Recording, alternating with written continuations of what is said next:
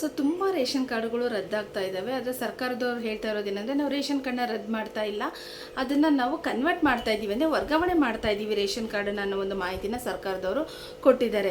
So ಇದು ಏನೆಲ್ಲ ಮಾಹಿತಿ ಇದೆ ಏನಿದೆ ಅಂತ ತಿಳಿಸ್ಕೊಡೋದಕ್ಕೆ ನಾನು ಇವತ್ತಿನ ಈ ಒಂದು ವಿಡಿಯೋ ಮಾಡ್ತಾ ಇದ್ದೀನಿ. ಸೊ ಯಾರೆಲ್ಲ ಫಸ್ಟ್ ಟೈಮ್ ನನ್ನ ಚಾನಲ್ನ ನೋಡ್ತಾ ಇದ್ರು ಪ್ಲೀಸ್ ಸಬ್ಸ್ಕ್ರೈಬ್ ಮಾಡಿ, ಲೈಕ್ ಮಾಡಿ ಮತ್ತು ಕಮೆಂಟ್ ಮಾಡೋದನ್ನ ಮರಿಬೇಡಿ. ಸೊ ಇದೇ ರೀತಿ ಹೊಸ ವಿಷಯಗಳನ್ನು ನಾನು ತೊಗೊಂಬರ್ತೀನಿ. ಇದ್ರದ್ದು ನೋಟಿಫಿಕೇಶನ್ ಬರೋದಕ್ಕೆ ನೀವು ಬೆಲ್ ಐಕನನ್ನು ಪ್ರೆಸ್ ಮಾಡಿ ಅಂತ ಹೇಳ್ತೀನಿ. ಸೊ ನಾನು ಲಾಸ್ಟ್ ವಿಡಿಯೋದಲ್ಲೆಲ್ಲ ಹೇಳಿರೋ ಪ್ರಕಾರ ರೇಷನ್ ಕಾರ್ಡ್ಗಳು ತುಂಬಾ ರದ್ದಾಗ್ತಾ ಇದ್ದಾವೆ. ಅಂದರೆ ಕೆಲವೊಂದು ರೇಷನ್ ಕಾರ್ಡ್ಗಳು ಏನಾಗ್ತಾ ಇದೆ ಅಂತ ಹೇಳಿದರೆ BPL ಇಂದ APLಗೆ ರದ್ದಾಗ್ತಾ ಇದ್ದಾವೆ. ಸೊ ಇಲ್ಲಿ ಇವಾಗ ಸರ್ಕಾರ ಕೊಟ್ಟಿರೋ ಲೇಟೆಸ್ಟ್ ಒಂದಷ್ಟು ಅಪ್ಡೇಟ್ಗಳಿದ್ದಾವೆ. ಆ ಒಂದು ಅಪ್ಡೇಟ್ಗಳನ್ನ ಕೆಲವೊಬ್ಬರಿಗೆ ದಂಡ ಆಗ್ತಿವೆ ಅಂತ ಹೇಳಿದರೆ, ಕೆಲವೊಬ್ಬರು ವಾಲಂಟಿಯರ್ ಆಗಿ ರೇಷನ್ ಕಾರ್ಡ್ನ ಸಬ್ಮಿಟ್ ಮಾಡ್ಬೋದು. ಎಲ್ಲೆಲ್ಲ ಅವ್ರು ಸಬ್ಮಿಟ್ ಮಾಡಬೇಕು, ಏನೆಲ್ಲ ರೂಲ್ಸ್ ಇದೆ ಅನ್ನೋದನ್ನು ಈ ಒಂದು ವಿಡಿಯೋದಲ್ಲಿ ನೋಡೋಣ.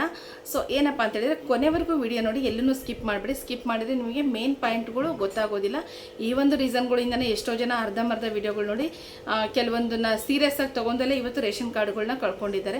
ದಯವಿಟ್ಟು ಆ ಒಂದು ಮಿಸ್ಟೇಕನ್ನು ಮಾಡಬೇಡಿ, ಕೊನೆವರೆಗೂ ವಿಡಿಯೋ ನೋಡಿ. ಏನಂತ ಹೇಳಿದರೆ, ಸರ್ಕಾರ ಹೇಳ್ತಿರೋ ಪ್ರಕಾರ ನಾವು ರೇಷನ್ ಕಾರ್ಡನ್ನ ರದ್ದು ಮಾಡ್ತಾ ಇಲ್ಲ, ನಾವು ಅದನ್ನು ಕನ್ವರ್ಟ್ ಮಾಡ್ತಾ ಇದ್ದೀವಿ, ಅಂದರೆ ವರ್ಗಾವಣೆ ಮಾಡ್ತಾ ಇದ್ದೀವಿ. ಯಾವುದಕ್ಕೆ ಅಂತ ಹೇಳಿದರೆ BPLಗೆ ನಾವು ವರ್ಗಾವಣೆ ಮಾಡ್ತಾ ಇದ್ದೀವಿ ಅಂತ ಹೇಳಿದ್ದಾರೆ. ಏನಕ್ಕೆ ನಾವು ವರ್ಗಾವಣೆ ಮಾಡ್ತಾ ಇದ್ದೀವಿ ಅಂತ ಕೇಳೋದಾದರೆ, ಸೊ ಅವರು APL ಮಾನದಂಡಗಳಿಗೆ ಒಳಪಡ್ತಾ ಇಲ್ಲ. ಅಂದರೆ ಏನಂತ ಹೇಳಿದರೆ APLಗೆ ಬರ್ತಕ್ಕಂಥವ್ರು BPL ಕಾರ್ಡನ್ನು ತೊಗೊಂಡಿದ್ದಾರೆ. ಆ ಒಂದು ಉದ್ದೇಶಕ್ಕೋಸ್ಕರ ನಾವು ಅವ್ರನ್ನ ಟ್ಯಾಕ್ಸ್ ಪೇಯರ್ ಆಗಿರ್ಬೋದು, GST ಪೇಯರ್ ಆಗಿರ್ಬೋದು, ಮತ್ತು ಟ್ರ್ಯಾಕ್ಟ್ರು, ಕಾರು ಈ ಥರ ಇರ್ತಕ್ಕಂಥವ್ರು, ಮತ್ತು ಆದಾಯದ ಮಿತಿ ಹೆಚ್ಚಿರೋ ಅಂಥವ್ರು ಬಂದು BPL ಕಾರ್ಡನ್ನು ತೊಗೊಂಡಿದ್ದಾರೆ. ನಾವು BPL ಕಾರ್ಡನ್ನು APL ಆಗಿ ಕನ್ವರ್ಟ್ ಮಾಡ್ತಾ ಇದ್ದೀವಿ ಅಂತ ಹೇಳ್ತಾ ಇದ್ದಾರೆ. ಸೊ ಇಲ್ಲಿ ಏನಂತ ಹೇಳಿದರೆ APL ಆಗಿ ಕನ್ವರ್ಟ್ ಆದರೆ ನಿಮಗೆ ಸರ್ಕಾರದ ಸೌಲಭ್ಯಗಳನ್ನು ನಾವು ನಿಲ್ಲಿಸೋದಿಲ್ಲ, ಕೊಡ್ತೀವಿ ಅಂತ ಹೇಳ್ತಿದ್ದಾರೆ. ಆದರೆ BPLಲ್ಲಿ ಇರ್ತಕ್ಕಂಥ ಸರ್ಕಾರಿ ಸೌಲಭ್ಯ ಅಲ್ಲ, ನಿಮಗೆ ಗೃಹಲಕ್ಷ್ಮಿ ಯೋಜನೆ ಹಣವನ್ನು ನಾವು ಕೊಡ್ತೀವಿ, APL ಆದ್ರೂ ಕೊಡ್ತೀವಿ ಅನ್ನೋ ಮಾತನ್ನು ಅವರು ಸರ್ಕಾರದಿಂದ ಮಾಹಿತಿ ಕೊಟ್ಟಿದ್ದಾರೆ. ಅದು ಬಿಟ್ಟು ನಿಮಗೆ BPLಲ್ಲಿ ಏನೆಲ್ಲ ಕೇಂದ್ರ ಸರ್ಕಾರದ್ದು ಸೌಲಭ್ಯಗಳು ಸಿಗ್ತಾ ಇತ್ತು ಅದೆಲ್ಲ ನಿಮಗೆ ಸಿಗ್ತಾ ಇಲ್ಲ, ಗೊತ್ತಾಯ್ತಲ್ವ.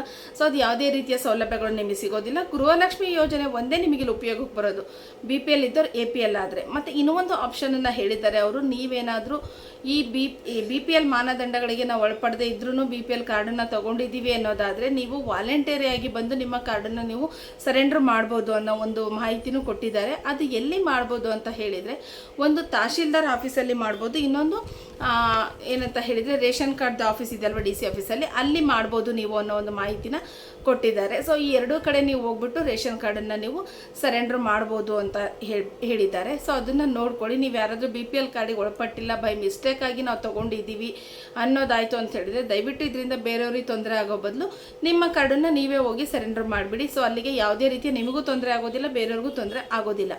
ನೆಕ್ಸ್ಟ್ ಇನ್ನೊಂದು ಏನಂತ ಹೇಳಿದರೆ, ನಾವು ದಂಡ ವಿಧಿಸ್ತೀವಿ ಅಂತ ಹೇಳಿದ್ದಾರೆ. ಏನು ದಂಡ ವಿಧಿಸ್ತಾರೆ ಅಂತ ಹೇಳಿದರೆ, APL ಕಾರ್ಡಿಗೆ ಬರೋವಂಥ ಒಬ್ಬ ವ್ಯಕ್ತಿ BPL ಕಾರ್ಡನ್ನು ತೊಗೊಂಡಿದ್ದಾನೆ, BPL ಕಾರ್ಡಲ್ಲಿ ಅವನು ಅನ್ನಭಾಗ್ಯ ಯೋಜನೆ ಉಪಯೋಗಿಸಿದ್ದಾನೆ ಅನ್ನೋದಾದರೆ, ಸೊ 1 kg ಅಕ್ಕಿಗೆ 33 ರೂಪಾಯಿದಂತೆ ದಂಡ ಹಾಕ್ತಾರೆ ಸರ್ಕಾರದವರು.